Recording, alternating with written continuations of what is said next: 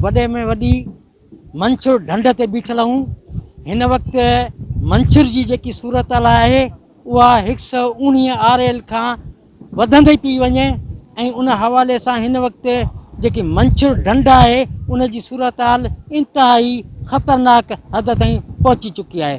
असां हुड़ा भतल 2 लखनि जा 3 जा भॼी विया। मुंहिंजो खाते कोन्हे बच्चनि खां मुंहिंजा खुरड़ी ॿारनि बचा का शइ कोन्हे। ईअं लंघण वेठी आहे गिरहल कोन्हे। ईअं रूप आहे सॼो ॾींहुं का न के मुंहिंजी अंदा जेके माण्हुनि जो दाऊं आहिनि बिल्कुलु असांखे गवर्नमेंट जी तरफ़ां जेतिरो रिलीफ मिलणु खपे कुझु न हुअण जे बराबरि रिलीफ मिलियो आहे। को रिलीफ कोन मिलियो आहे ऐं माण्हू बेयारो मददगार आहिनि।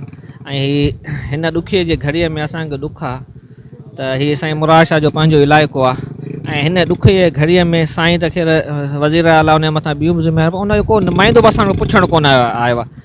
पाण ॾिसो था त हज़ारे घर टही विया आहिनि, के त माण्हू बि मरी विया आहिनि, त बि हुकूमत ध्यानु ई नथी करे। पोइ अलाए असां नाराज़ आहिनि, अलाए असांजे वॾनि सां नाराज़ आहिनि, अलाए छाजे करे। 19 फुट पाणी थी वियो आहे ऐं हुकूमत को बि तदारक कोन कयो आहे, न को बंदि मथे कयो आहे, न को का शइ हिते न आहे, न को बि रिलीफ माण्हुनि खे न मिलियो आहे। असांजा घर कचा आहिनि ऐं असांजा फसल ॿुॾींदा। असां तमामु परेशान हूं। हीअ जेके इलाइक़े वासी आहियूं। सूरत मंछुर जी आहे जो पाणी राति चढ़ियो त पोइ ख़तरो आहे।